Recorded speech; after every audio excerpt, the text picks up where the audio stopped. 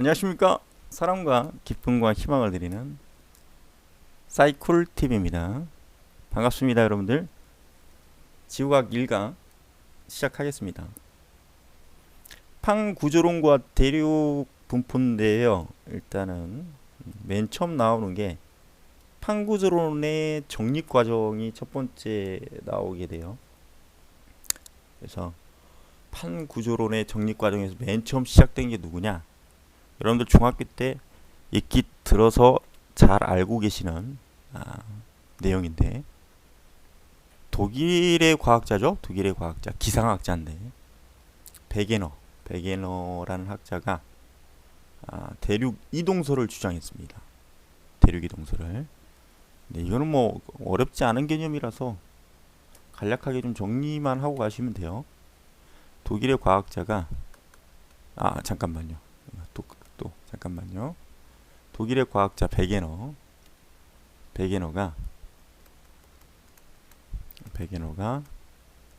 대륙 이동설을 주장합니다. 대륙 이동설을 주장해요. 주장을 하는데요. 까꿍님 다시 들어오셨네요. 반갑습니다. 주장하는데요. 대륙 이동설을 주장하는데, 이 독일의 과학자 베게너라는 과학자가 대륙이 대륙이 이동해서 현재와 같은 대륙이 형성되었다라는 걸 주장을 합니다.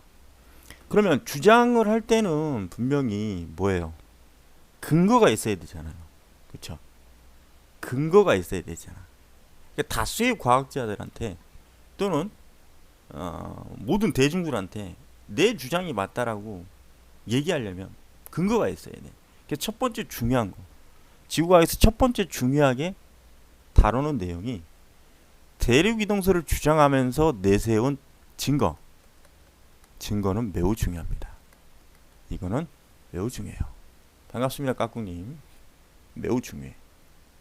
그래서 여러분들이 이제 나중에 제가 참조하는 교재가 수능 특강인데, 여러분들 참조하는 교재가 수능 특강인데 여러분들이 보시면 잘 알 거예요. 첫 번째 주장하는 증거, 첫 번째, 오케이, 해안선의 일치죠. 해안선의 일치, 선의 일치. 이게 무슨 얘기냐면, 남아메리카의 동쪽 해안. 그러면 남아메리카니까 여러분들 브라질이죠. 브라질. 그러면 제가 지도를 잘 못 그리는데, 미국이 이런 식으로 있고요. 이런 식으로 있고, 그 다음에 남미 브라질이 이런 식으로 그림이 그려져. 이런 식으로. 오케이. 그래서 여기 동해안. 아시겠죠? 이 동해안과, 야, 그래도 전자칠판에다 그린 거 치고는 좀 깔끔하게 잘 그렸네. 그 다음에 남아메리카의 동해안. 자, 보세요. 남아메리카 동해안. 그 다음에 남아프리카. 여기 남아프리카 보면 이렇게 툭 튀어나오지 않았지. 쑥 들어갔지. 죄송합니다. 얘 자꾸 꺼지니. 쑥 들어갔지. 잘못 그렸어요. 여러분들 죄송합니다. 잘못 그렸어. 비켜. 자, 쑥 들어갔어. 어떻게? 이런 식으로 돼가지고 이렇게 다 들어갔을 거야. 남아프리카 이런 식으로. 아닌데? 그죠? 아무튼 이렇게 들어간 거야, 남아프리카. 그래서 왼쪽으로 들어갔구나. 잠시만요. 왼쪽. 미안해요. 내가 뭐 사회 선생님이 아니라서. 잠깐만요. 왼쪽으로 이렇게 들어간 거죠. 이런 식으로. 그래서 이쪽하고 서해안, 남아프리카, 서해안하고 지도를 잘라다가 갖다 맞춰보니까 거의 일치하더라는 얘기야. 오케이. 이게 첫 번째 증거로 내세운 증거입니다. 그러면 그럴싸해 보잖아. 그럴싸해 보이지. 그럴싸해 보이는데 하나 갖고는 힘들어. 그러니까 또 질문을 했겠죠. 야, 그거 말고는 더 없냐? 그랬더니 화석 분포의 일치를 두 번째 내세우죠. 화석 분포의 일치. 이게 무슨 얘기냐면, 현재의 대륙 분포상, 자 여러분들 보세요. 현재의 대륙 분포에서, 자 만약에 대륙이 다르다. 자 여러분들 보세요. 대륙이 다르다. 그러면 당연히 기후 조건도 다를 거야. 그죠? 기후 조건도 달라. 그죠? 다르다. 그죠? 오케이? 기후 조건도 달라. 다시 말하면 필리핀하고 우리하고 기후가 똑같을 수가 없어. 예를 들면 필리핀하고 우리하고 기후가 똑같을 수가 없어요. 그죠? 근데 희한하게 이 서로 다른 두 대륙에서, 자 한번 보세요. 대륙이 다른데, 오케이? 땅을 깊이 파보니까 동일한 화석이 발견되더래. 동일 화석이 발견되더래. 그래서 어떤 개념이냐? 식물의 화석인, 오케이, 인직너님, 넌내꺼님 어서 오세요. 자, 식물의 화석인 글로섭테리스라는 화석이 있습니다. 글로섭테리스라는 화석이 있는데, 이 글로섭테리스라는 화석이 서로 다른 두 대륙에서 발견이 되죠. 오케이, 서로 다른 두 대륙에서 발견이 돼. 그래서 거기 참조계제, 여러분들 나중에 수능 특강 참조계제 보시면 서로 다른 육상식물 글로섭테리스 화석이 남아메리카하고 아프리카, 인도, 남극 대륙 전부 다 대륙이 달라. 근데 거기서 발견됐대. 그럼 우리가 상식적으로 뭐예요? 그 화석이 지층에 묻혔을 그 당시에 그 시기는, 이제 나중에 여러분들 지사학의 법칙을 우리가 연구하는 원칙들이 있어요. 그때 가면 뭐 지층 누중의 법칙, 동물군 천위의 법칙, 이거 뒤에 가면 이제 다 자세하게 나올 건데, 오케이, 그것까지 갈 거는 아니니까 1차적으로 아시겠죠? 그래서 지하 깊은 곳으로 들어가면 들어갈수록 지층은 깊은 곳으로 가면 갈수록 오래된 지층이거든요. 아시겠죠? 오케이. 이거 중학교 때 배운 건데, 지층 누중의 법칙. 자, 그래서 여러분들 동일한 화석이 발견됐다는 얘기는 그 화석이 발견될 그 시점에 그 지층의 형성 시기 때는 환경이 동일했다라고 볼 수밖에 없는 거죠. 그렇죠? 그럼 환경이 동일했다라고 밖에 볼 수 없다라는 얘기는 결국은 그것의 의미는 뭡니까? 아, 그때 그 화석이 발견된 그 대륙들의 그 시기의 시점은 같은 대륙이었을 것이다. 근데 지금 분리돼서 현재의 대륙으로 되었고, 그래서 그때 같은 대륙에서 형성되었었던, 즉 뭐예요? 그 환경에서 적응해서 살던 생물들이 화석화돼서 지금 대륙이 나눠지면서 발견되는 것이다 라는 증거를 제시하는 거죠. 아시겠죠? 이게 두 번째 증거입니다. 오케이. 자, 그 다음에 고생대 말에 빙하의 흔적 분포 일치. 흔적 분포 일치. 이게 세 번째 증거인데요. 흔적 분포 일치. 이게 세 번째 증거인데, 자, 이건 간략하게 좀 비유를 해보면, 현재의 대륙에 빙하가 긁고 지나간 자국들을 다 체킹해보는 거야. 비유를 하자면 여러분들 이해만 하시면 되니까. 현재의 대륙에 여러분들 빙하는 얼음이니까, 빙하는 얼음덩어리가 강하자, 얼음빙자 강하자야. 얼음덩어리가 아주 느릿하게 바닥을 긁고 강물처럼 흘러내려오는 겁니다. 그럼 그 밑바닥이 어떻게 되겠습니까? 얼음도 고체니까 그 밑바닥을 깎겠죠. 깎을 거 아니야. 그죠? 깎으면서 내려올 거야. 그래서 그 깎인 흔적이 빙하의 흔적인데, 현재의 대륙에서 빙하의 흔적들을 전부 다 조사한 상태에서 아까 1번 해안선의 일치, 그래서 지도를 다 잘라가지고, 자, 다시 말씀드릴게요. 현재 각 대륙에서 빙하의 흔적을 전부 다 체킹을 합니다. 다 체킹을 한 다음에 1번에서 얘기했던 것처럼 해안선의 일치라 했으니 현재에 있는 지도를 다 체킹을 한 다음에 현재에 있는 지도를 잘라서 갖다 끼워 맞춰봐. 끼워 맞춰봤더니 그 빙하의 흔적 분포가 거의 들어맞다라는 얘기죠. 그러니까 뭐야? 1번의 증거를 자 보세요. 1번의 증거를 이 빙하의 흔적 분포 일치라는 오케이 이것과 이것은 거의 뭐예요? 동일한 원리로 증거로 제시하는 거예요. 아시겠죠? 그렇게 이해하시면 돼요. 오케이. 그래서 거기 보면 뭐 남아메리카, 아프리카, 인도, 오스트레일리아, 남극 대륙, 고생대마을 빙하 퇴적층과 빙하 이후 흔적이 발견된다. 그러면 그 발견됐다라는 것을 다 지도상에다가 다 표시한 다음에 이 지도를 다 잘라서 갖다 끼워 맞추면 1번처럼 끼워 맞추면 들어맞는다라는 얘기예요. 그 얘기는 결국은 뭐야? 1번의 증거도 뭐 해주고 뒷받침해주고 아시겠죠? 누구나 다 이해할 수 있게끔 오케이 제시를 하는 거죠. 자 이제 네 번째 지질 구조의 연속성.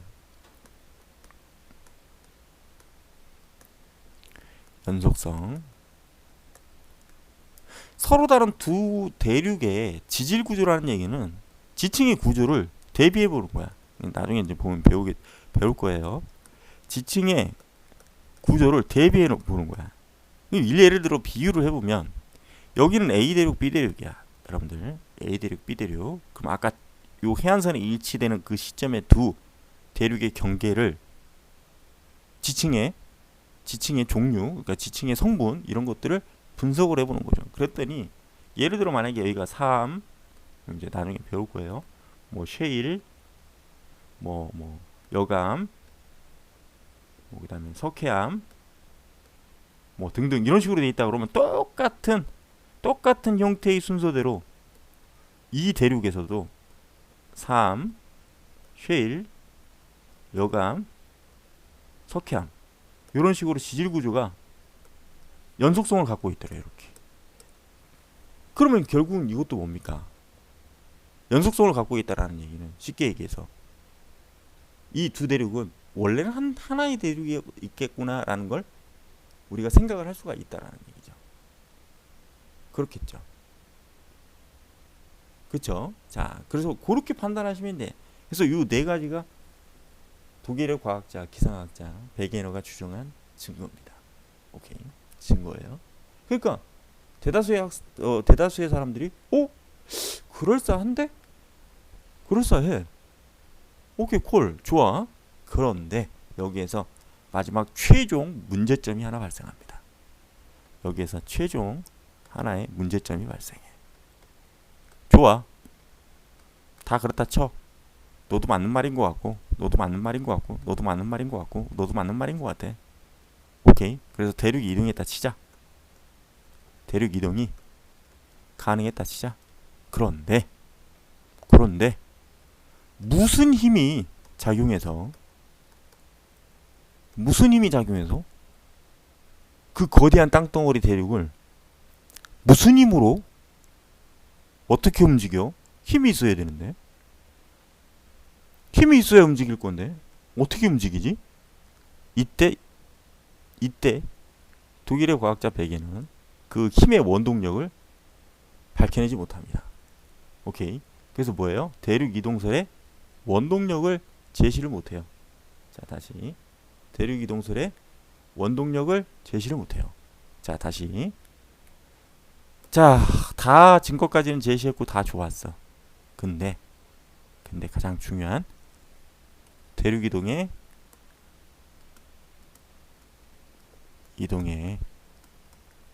원동력을 그 당시 과학 기술로는 밝혀내지를 못했어요. 그러니까 제시가 안 된다라는 얘기죠. 오케이. 그래서 이거는 그 당시는 주장일 뿐, 주장은 있으나 학설로 인정받지 못했다. 학설로 인정되지는 않았다. 오케이. 인정되지 않았습니다. 학설로 인정되지는 않았어. 그런데 이제 이게 과학이 날로 발전돼 가면서 나중에는 정말로 이 원동력을 밝혀냅니다. 그게 바로 뭐냐? 멘틀의 대류설이에요. 자, 멘틀의 대류설. 자, 멘틀의 대류설이 뭐냐? 자, 봐요. 멘틀의 대류설이 뭐냐?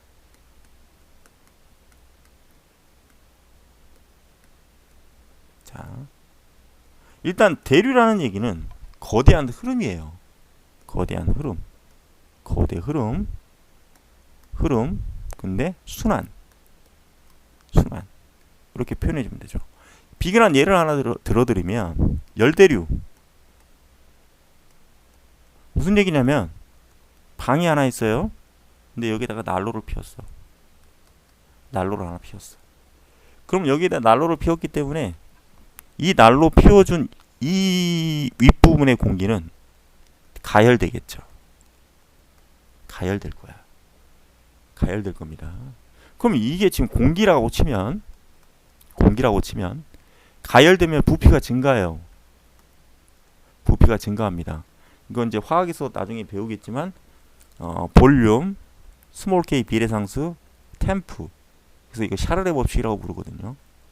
샤를레 법칙. 오케이. 그래서 온도가 증가하면 기체의 볼륨, 부피가 증가합니다. 오케이. 부피가 증가해요. 근데 중요한 건 뭐야? 아까 잠깐 제가 소개해드렸던 것처럼 밀도 D는 부피분의 질량입니다. 볼륨분의 질량이야. 근데 밀도는 무거운 정도라고 생각하셔도 돼. 이건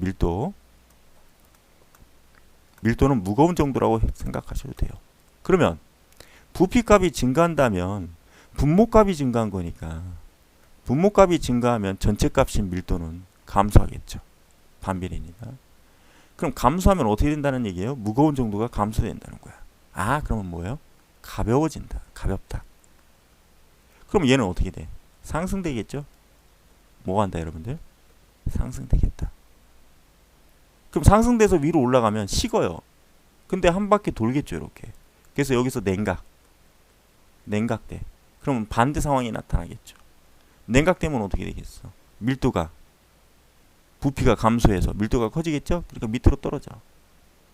그러면 여기에서 또다시 공급되죠. 왜? 여기서 공기를 보냈으니까. 공기를 날려보냈으니까. 여기는 순간적으로 진공 상태가 될 거 아닙니까? 진공 상태가 되기 때문에 공기를 공급받는 거야. 그럼 계속 이런 식으로 어떻게 된다? 열적 순환을 하죠. 열적 순환.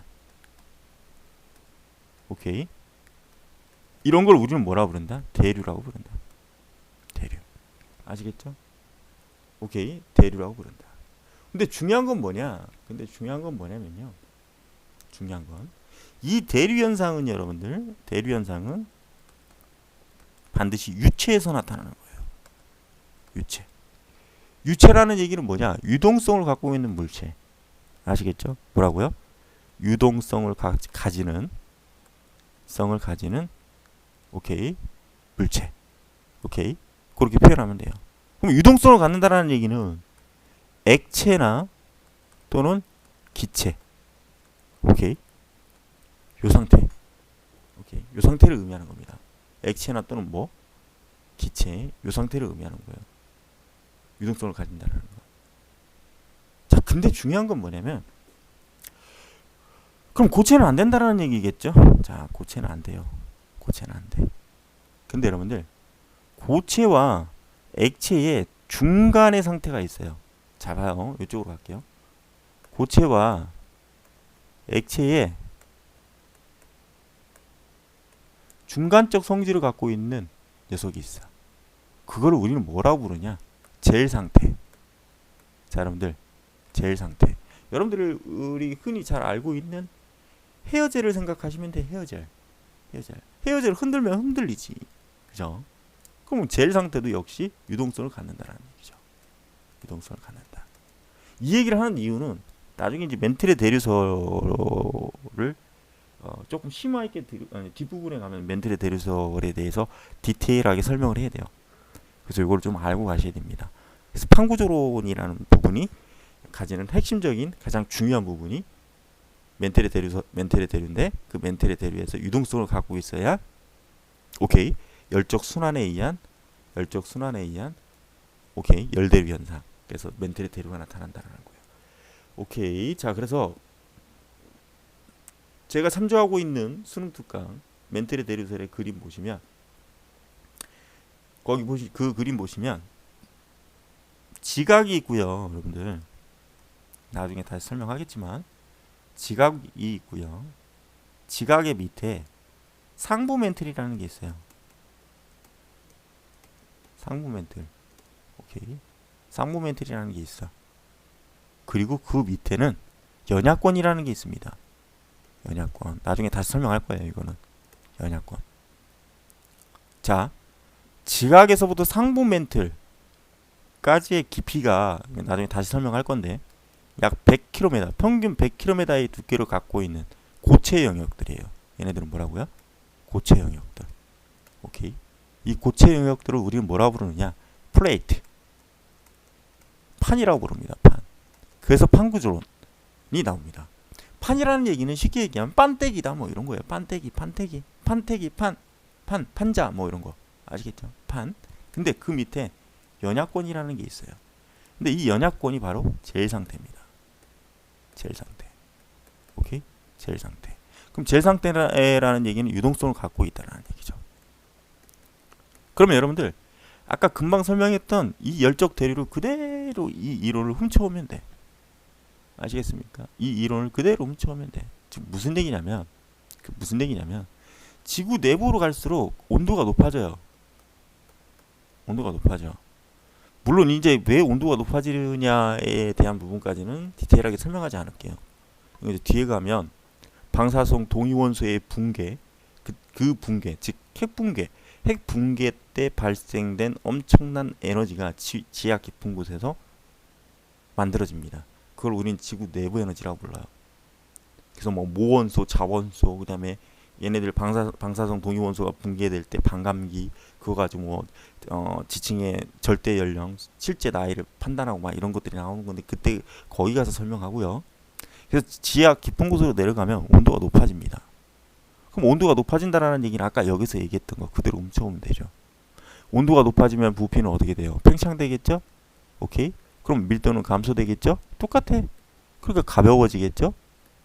그죠? 그러니까 위로 올라가는 거야. 위로 올라가. 그럼 또 하나 더 위로 올라가겠죠. 그럼 얘가 1, 2 이동해. 내려와. 1, 2 이동해. 내려와. 오케이? 그러면 이 판에 얇은 부분이 있을 거 아니에요. 그죠? 얇은 부분이 여기서 이렇게 잡아당기고 여기서 이렇게 잡아당기면 얇은 부분이 끊어져. 그래서 이 얇은 부분을 우리가 뭐라고 부르냐면 판의 경계라고 부릅니다. 이거 매우 중요해. 이건 매우 중요해요. 나중에 이제 이 판구조론에 대한 그 각각의 지형에 대해서 배울 건데, 오케이, 매우 중요해. 그래서 이 판의 경계 부위가 이렇게 갈라지거나 또는 이렇게 부딪히는 경우도 있어요. 오케이, 아시겠죠? 또는 뭐 어긋나는 경우도 있어. 뭐 다양한 걸 다 배워야 돼. 아시겠죠? 그래서 이 멘틀의 대류에 의해서 두 판이 서로 멀어질 수 있다라는 거죠. 그럼 드디어 뭐야? 이 엄청난 에너지를 갖고 있는 이 멘틀의 대류 보세요. 이 엄청난 에너지를 갖고 있는 멘틀의 대류가 곧 이 판이라는 지각을 포함하는 이 판이라는 녀석의 판의 이동을 시킬 수 있는 원동력이 된다라는 얘기죠. 아, 그래서 많은 수의 학자들이 이거 좀 깔끔하게 씁시다. 캡처해서 올려야 돼. 많은 수의 학자들이 독일의 과학자 베기노가 맞았네. 독일의 과학자 베기노 말이 맞았어. 드디어 인정하죠. 드디어 인정해요. 오케이. 이 멘틀의 대류가 판의 이동의 원동력이 됩니다. 원동력. 아시겠죠? 그래서 이걸 통해서 뭐예요? 대륙 이동설이 이제 받아들여지죠. 자, 볼게요. 이제 드디어 대륙은 이동했겠네. 대륙 이동설이 학설로 받아들입니다. 인정됩니다. 그래서 대륙 이동설이라고 부르는 거예요. 아시겠죠?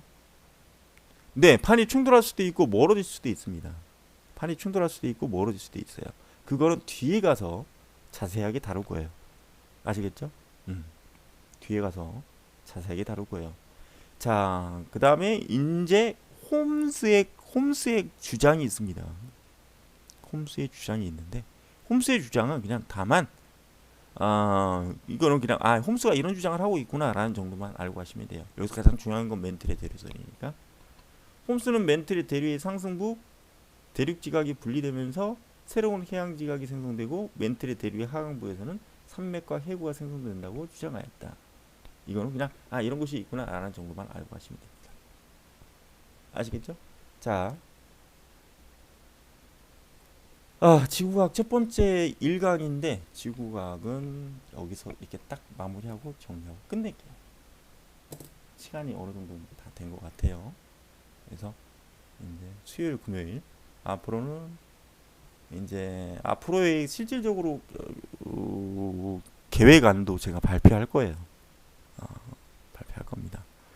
함께님은 제가 가르치는 제자 맞죠?